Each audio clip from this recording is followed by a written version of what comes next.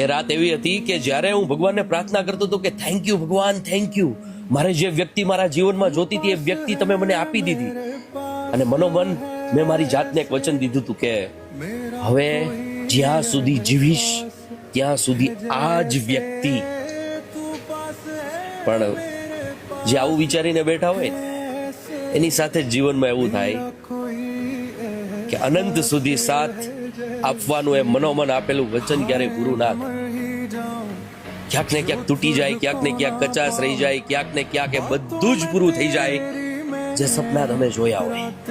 અને આ એવા વ્યક્તિ સાથે જ થાય જેને અનંત સુધીના સપના એની એ પ્રિય વ્યક્તિ સાથે જોયા હોય.